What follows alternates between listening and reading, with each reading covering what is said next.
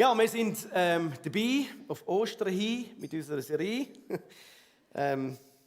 Verschiedene Eigenschaften und Attribute von Jesus schauen wir an, wie die Jahre zuvor auch schon.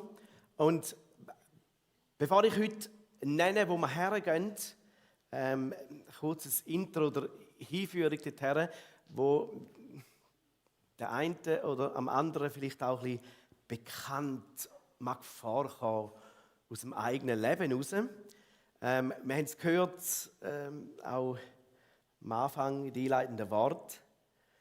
Wir leben in einer turbulenten Zeit. Und auf der einen Seite ist es unglaublich spannend und herausfordernd, was auf der Welt rund um den Globus läuft. Auf der anderen Seite, je nach Persönlichkeit, wie du bist, oder je nach auch vielleicht politische Position, wo du hast, können gewisse Dinge vielleicht auch ein bisschen frustrierend oder sogar provozierend daherkommen. Und als Jesus-Nachfolger möchten wir ja, so wie wir letzten Sonntag auch gehört haben, wir möchten alle Diener sein und uns auf andere konzentrieren, auf andere fokussieren. Gleichzeitig haben wir aber auch unser eigenes Leben. Und je nachdem, ich glaube auch, haben wir selber auch persönliche Ziele auch noch im Leben.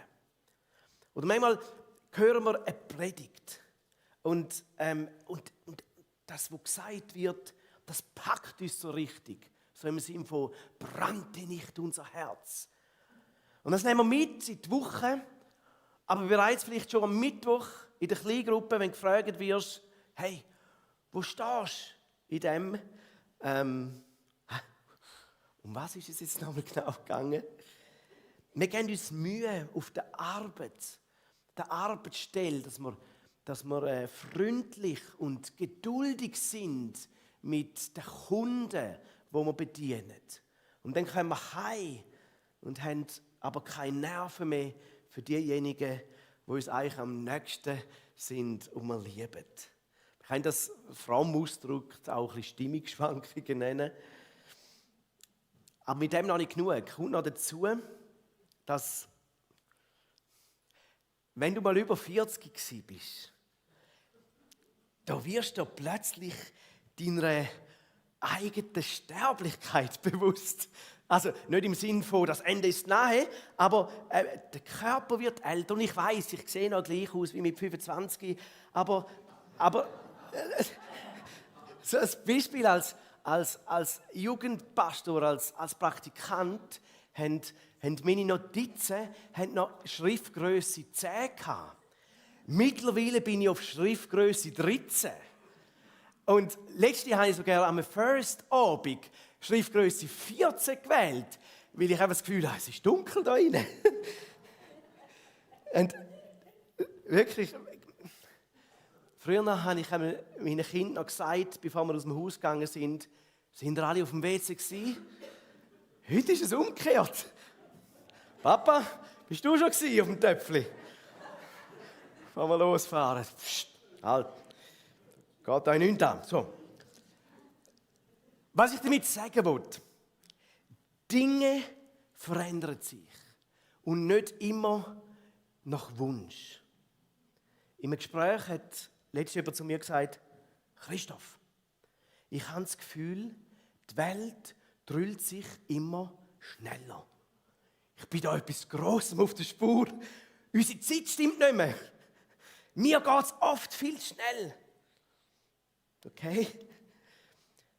Die Regeln ändern sich, Richtlinien sind nicht mehr klar. Was du früher noch darfst sagen, darfst du heute nicht mehr sagen. Was du früher noch in dem Sinn nicht dürfen sagen, ist heute Norm und sogar auf Klick verfügbar.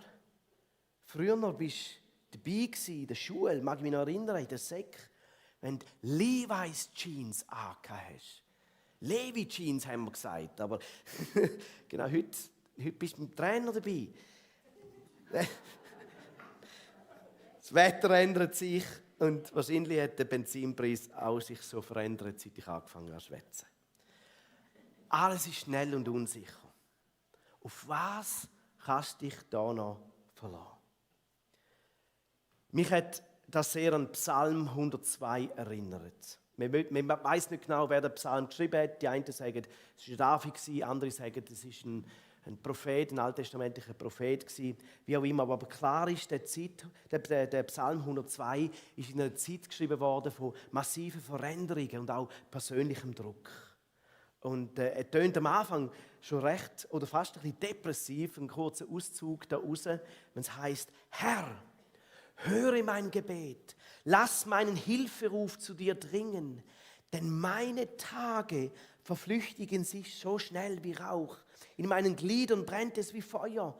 Mein Herz ist ausgetrocknet wie versenktes Gras. Ich vergesse sogar mein Brot zu essen. Ich bin wie eine Eule in der Wüste, wie ein Käuzchen in Ruinen. Ich liege schlaflos, bin wie ein einsamer Vogel auf dem Dach. Und später und ständig muss ich aufs WC. Nein, das nicht. Der Mensch, dem wird es zu viel. Und er fühlt sich in seinen Beziehungen allein, aber auch geistlich einsam. Und er fragt sich, wo ist mein Halt, wo ist meine Hilfe? Doch gegen das Ende vom Psalm ist er an einem Ort, wo auch wir heute Morgen miteinander hergehen. Nämlich dort. Du hast am Anfang das Fundament der Erde gelegt und auch der Himmel ist das Werk deiner Hände. Himmel und Erde werden vergehen, aber du bleibst immer derselbe und deine Zeit wird kein Ende haben. Wir reden heute über die göttliche Eigenschaft von Jesus, seine Unveränderlichkeit.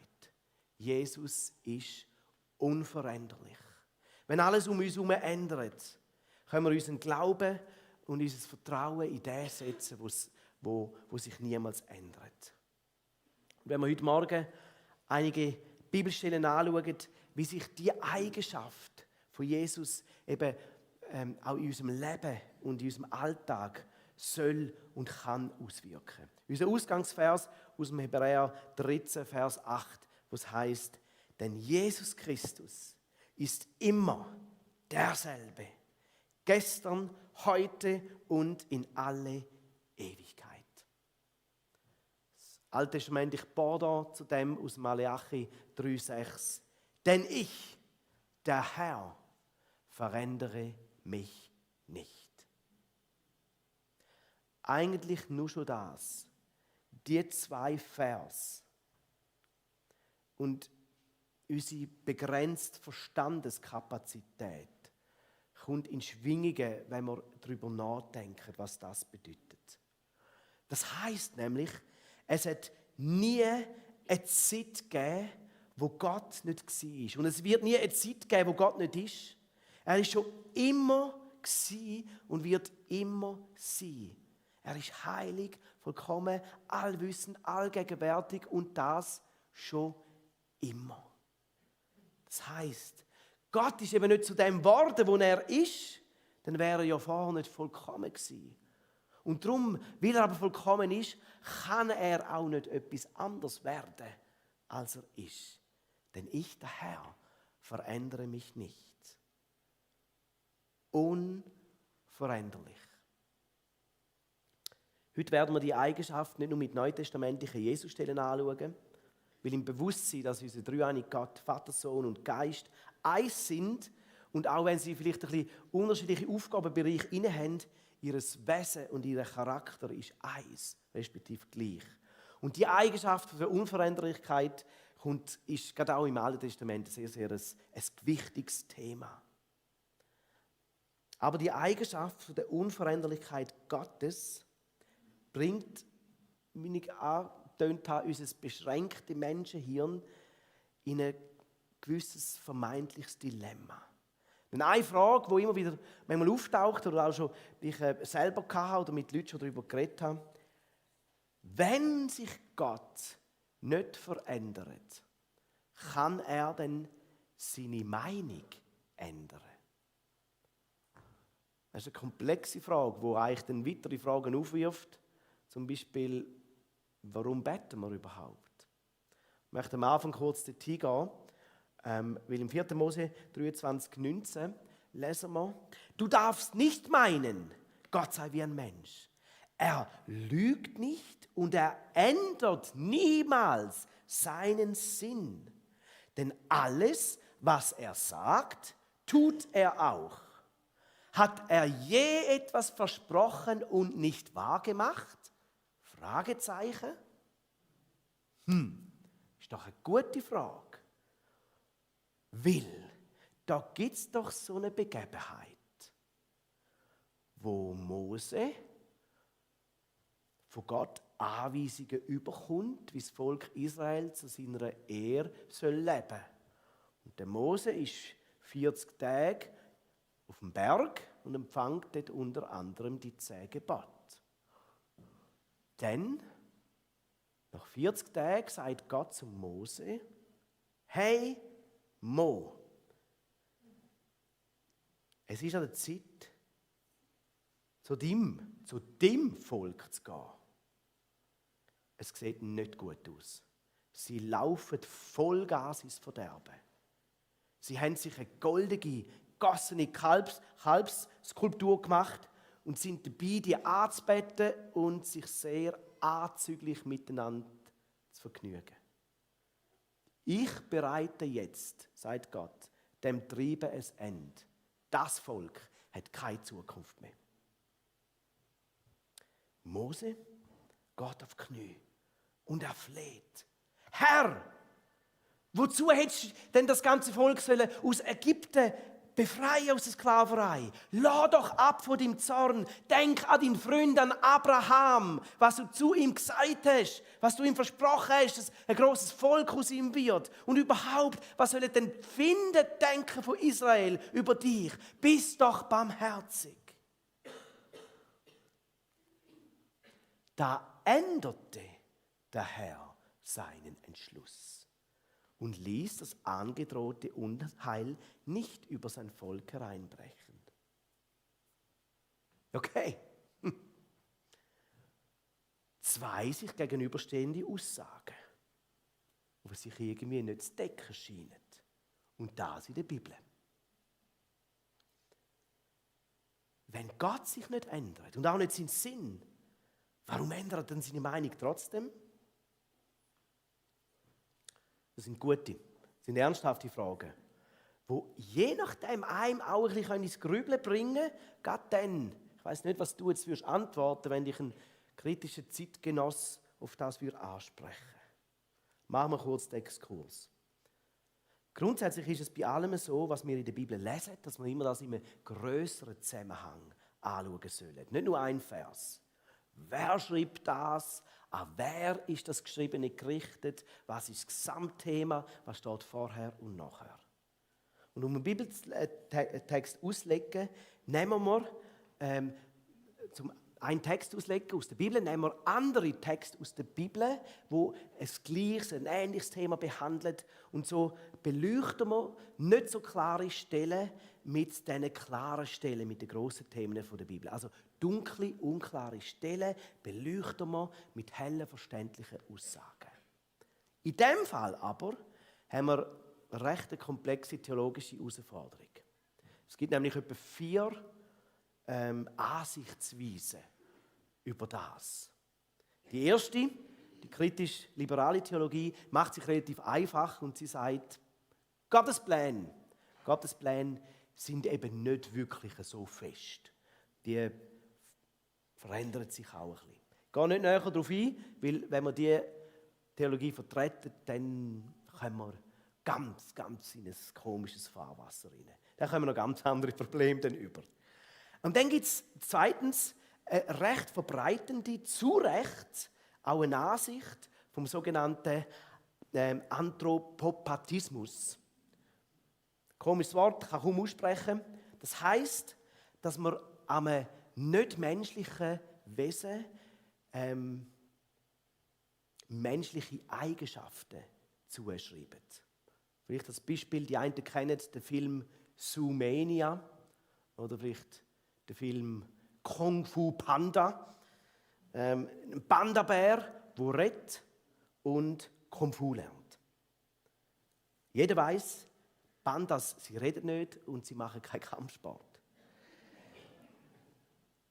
Aber die Anwendung von jemandem etwas zuschreiben, eine menschliche Eigenschaft, kennt man in der Bibel auch. Weil wir lesen in der Bibel, Gott ist Geist. Und für uns Menschen momentan unsichtbar. Und trotzdem heisst es, und wir lesen, wie Gott sagt, hey, mein Arm ist im Fall nicht zu kurz, um einzugreifen.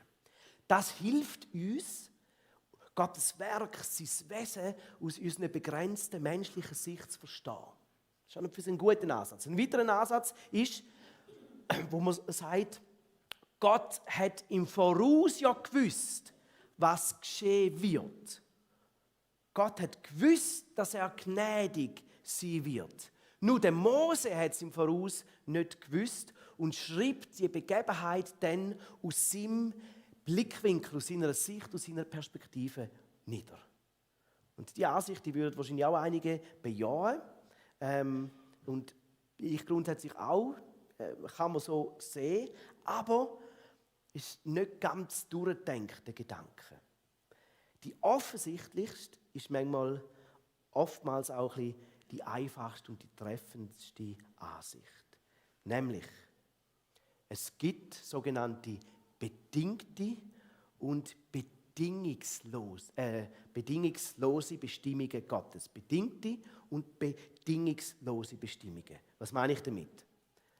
Der Ausgang von bedingten Aussagen hängt von der Reaktion darauf, auf die Reaktion mit dem zusammen.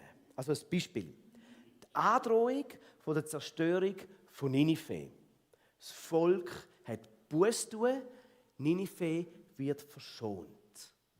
Die Reaktion,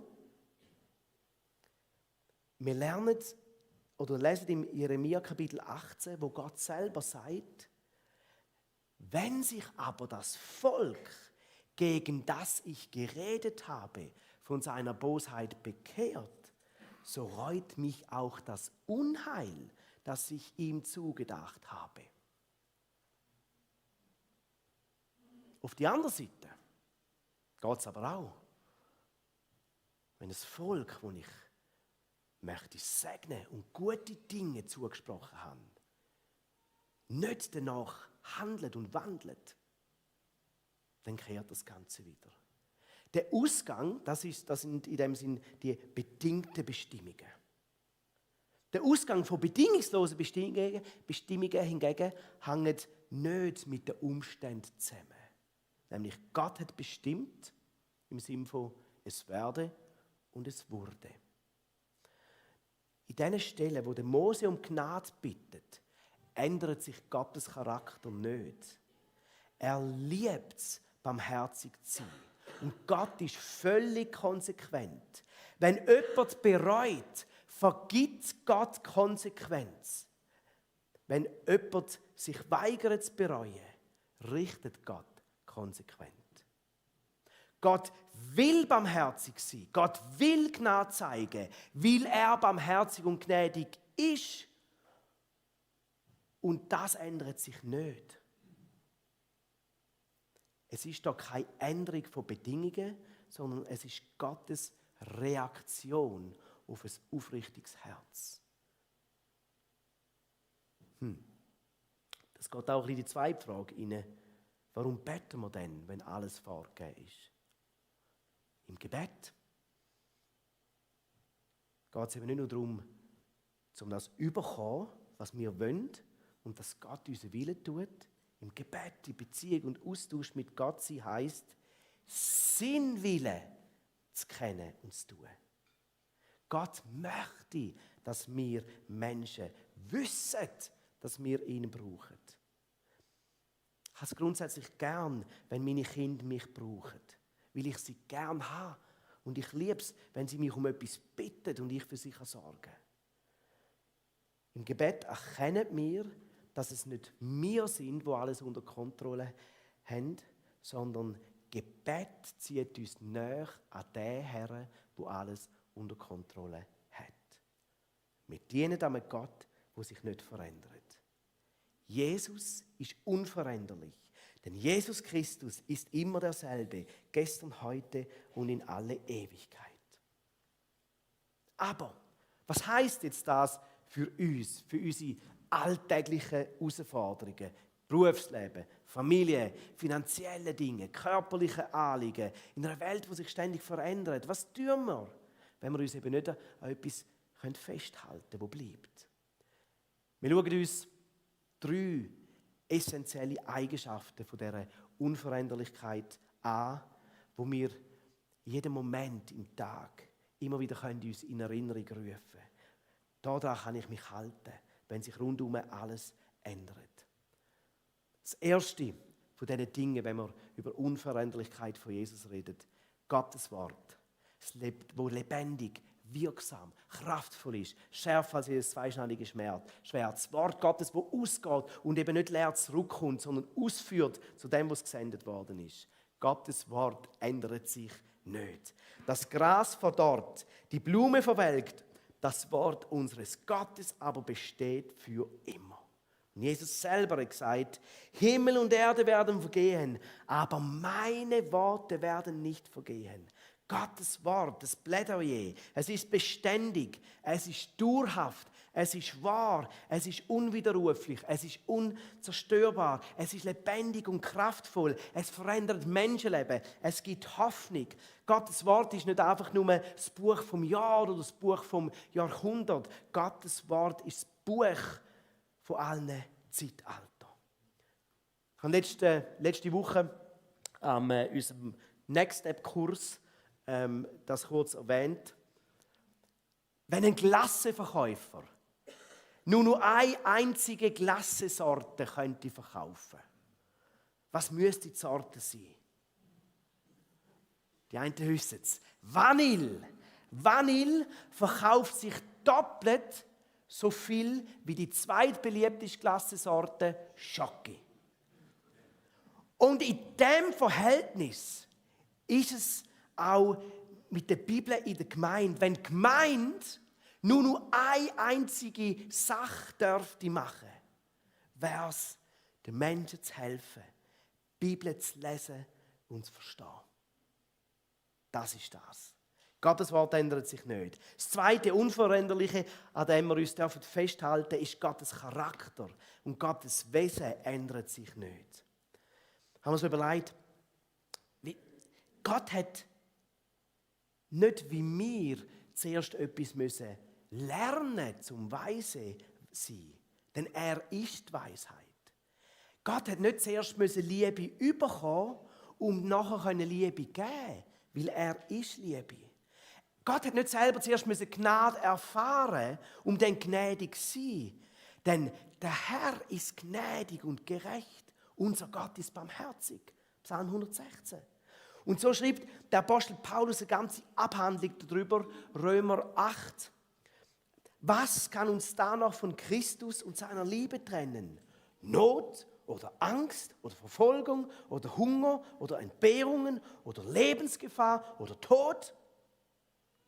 In allem überwinden wir weit durch den, der uns geliebt hat. Denn ich bin gewiss, dass weder Tod noch Leben, weder Engel noch Fürstentümer, noch Gewalten, weder Gegenwärtiges noch Zukünftiges, weder Hohes noch Tiefes, noch irgendein anderes Geschöpf uns zu scheiden vermag von der Liebe Gottes, die in Christus Jesus ist, unserem Herrn.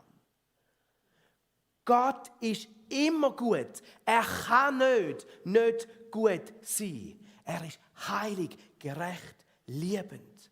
Und nur er ist der Einzige, der über sich zu Recht kann sagen, ich bin Gott und sonst niemand.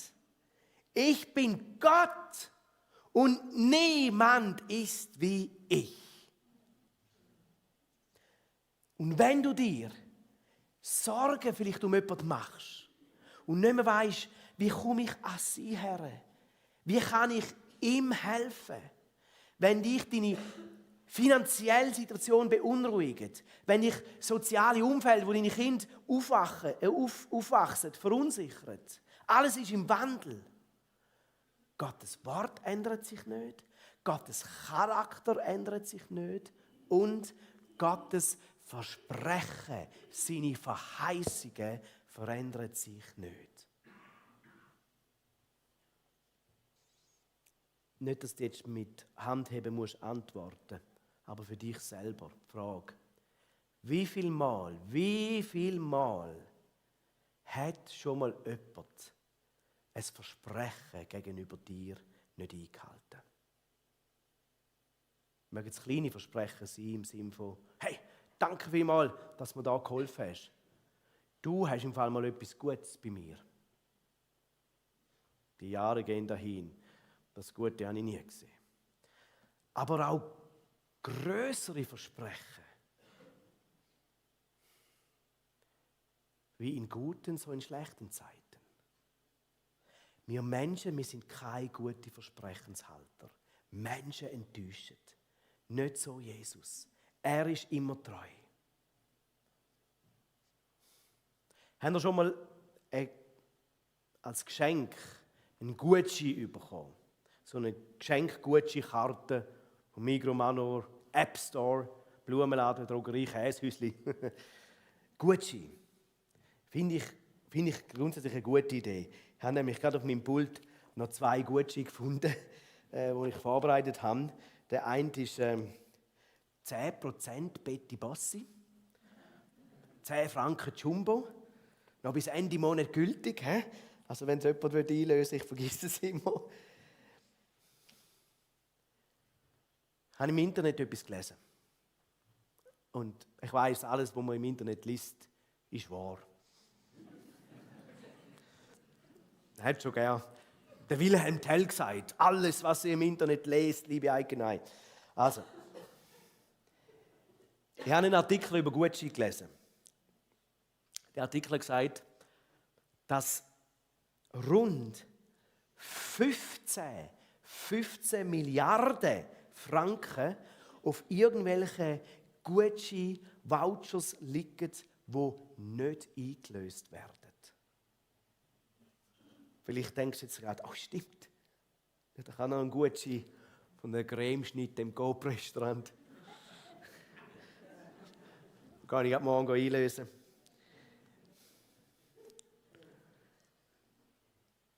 Aber in einem ähnlichen Sinn. Es gibt tausende Verheißungen in der Bibel, wo Gott für seine Menschen hat, aber oftmals nicht eingelöst werden.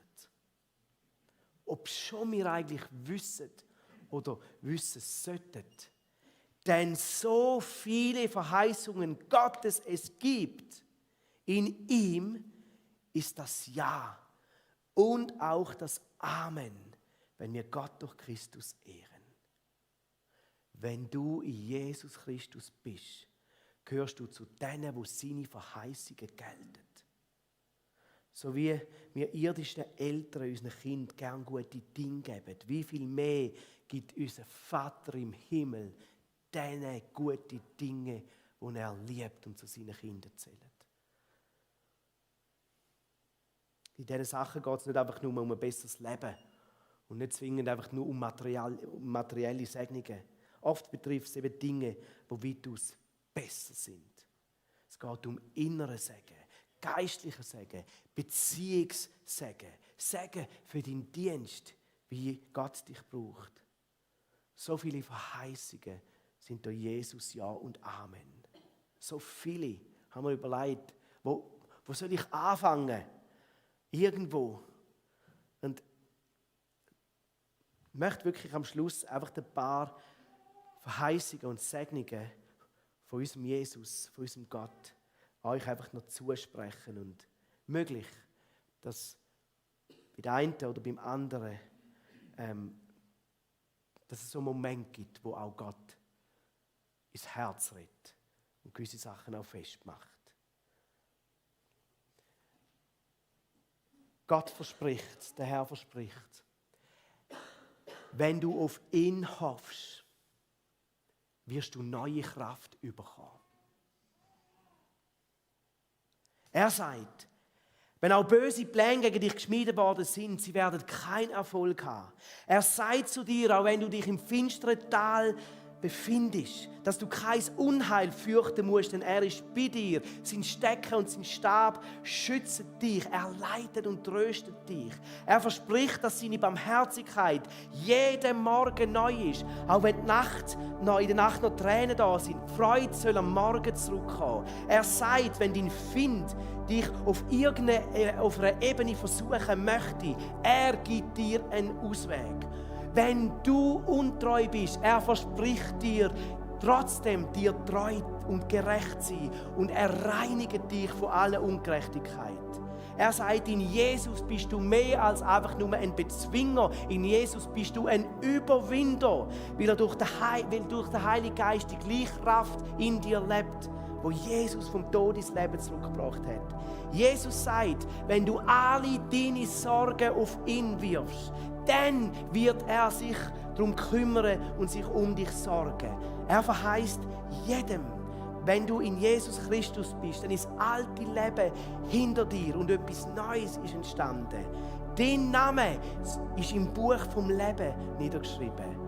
Jesus ist dir vorausgegangen, um einen Platz, eine Wohnung im Himmel für dich bereit zu machen. Und er verspricht, wiederzukommen. Eines Tages beim Schall der Posaune, wo vom Himmel ertönt. Und diejenigen, die so gestorben sind, aber an Jesus festgehalten haben, werden auferstehen. Und diejenigen, die an ihn glauben und in dem Moment noch leben, werden ihm in der Luft begegnen und zusammen mit Jesus auf Erde regieren. Und es wird kein Weinen, keine Tränen mehr geben, keine Schmerzen, keine Scham wird mehr sein. Denn die Altordnung wird vergehen. Und in der Gegenwart von einem unveränderlichen Gott, er wird für uns alles neu werden lassen. Denn alle Verheißungen Gottes sind in Jesus Ja und Amen. Denn Jesus Christus ist immer derselbe, gestern, heute und in alle Ewigkeit. Und darum, liebe Freunde, in einer Welt, in der nichts beständig scheint, darfst du dich an sein Wort festhalten. Sein Wort ändert sich nicht, weil sein Wesen, sein Charakter sich nicht verändert. Und darum ist es an der Zeit für dich, deine Geschenkkarte mit den himmlischen Verheißungen einzulösen. Im Namen Jesus. Danke, Jesus. Danke, himmlischer Vater. Oh, ich kann es gar nicht genug fassen. Du bist unveränderlich. An dir dürfen wir uns festheben. Unabhängig von den Umständen. Du bist fest. Du bist der feste Fels. Du änderst dich nicht. So bitte ich dich, Heiliger Geist, dass du dort, wo jetzt etwas angeklungen ist, das festmachst in uns. Wo uns stärkt, befähigt fürs Leben und unseren Alltag. Oh, wir können dich nur anbeten. Und wir lieben dich. Du Unveränderliche, du Ewige. Amen. Amen.